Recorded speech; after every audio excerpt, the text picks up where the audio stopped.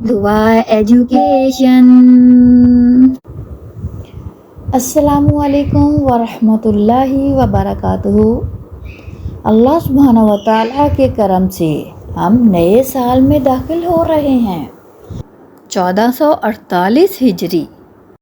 اللہ سبحانہ و تعالیٰ اس نئے سال کو ہم سب کے حق میں خیر اور بھلائیوں والا کر دے، اپنی خاص برکتیں اور رحمتیں ہم سب پر نازل کرے، ہمیں ایمان، علم اور عمل میں آگے بڑھا دے، آمین یا رب العالمین۔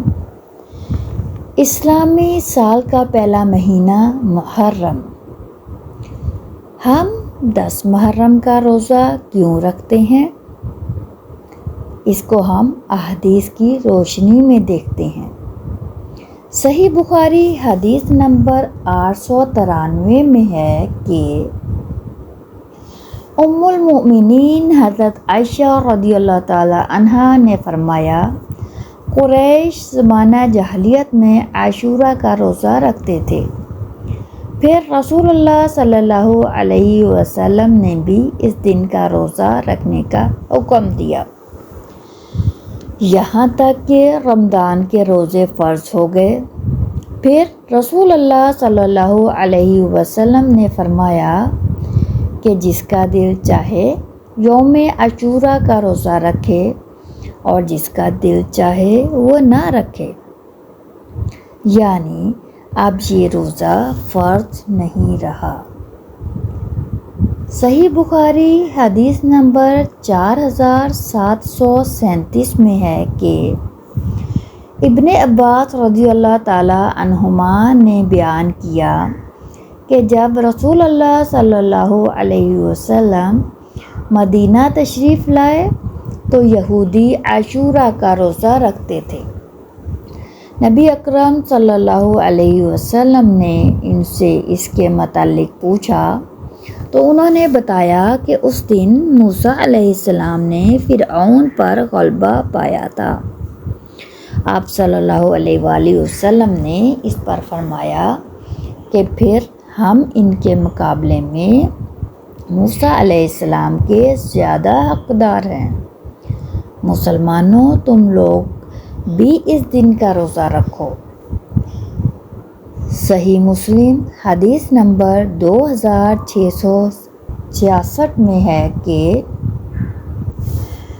حضرت عبداللہ بن عباس رضی اللہ تعالی عنہما نے فرمایا کہ جب رسول اللہ صلی اللہ علیہ وسلم نے یوم عاشورہ کا روزہ رکھا اور اس کا روزہ رکھنے کا حکم دیا تو صحابہ اکرام نے عرض کی، اللہ کے رسول، یہی دن ہے جس کی یہود اور نصارہ بھی تعظیم کرتے ہیں۔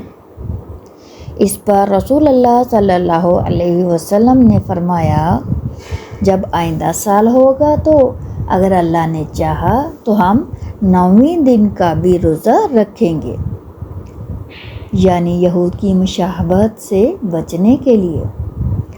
انہوں نے فرمایا کہ اس کے بعد آئندہ سال نہیں آیا کہ رسول اللہ صلی اللہ علیہ وسلم وفات پا گئے۔ صحیح مسلم حدیث نمبر 2669 میں ہے کہ حضرت ربیع بنت معوذ بن افرا رضی اللہ تعالی عنہما نے فرمایا، رسول اللہ صلی اللہ علیہ وسلم نے عاشورہ کی صبح انصار کی بستیوں کی طرف جو مدینہ کے ارد گرد تھیں یہ پیغام بھیجا، جس نے روزے کی حالت میں صبح کی ہے وہ اپنا روزہ پورا کرے، اور جس نے افطار کی حالت میں صبح کی ہے وہ اپنے دن کے باقی حصے کا روزہ پورا کرے۔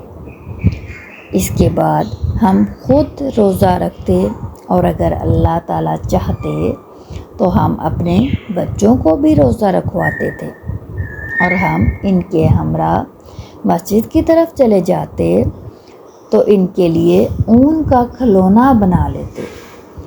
جب ان میں سے کوئی افطار کے قریب کھانے کے لیے روتا تو ہم اس کا دل بہلانے کے لیے اس کو یہ کھلونا دے دیتے۔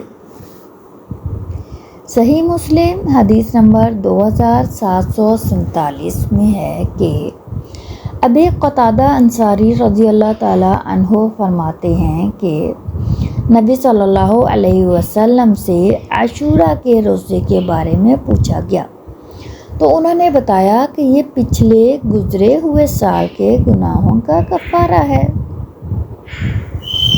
ان احادیث سے ہمیں عاشورہ کے روزے کی اہمیت، نبی صلی اللہ علیہ وآلہ وسلم کے زمانے میں لوگ اس روزے کا اہتمام کیسے کرتے تھے اور اس روزے کا اجر ہمیں پتہ چلتا ہے۔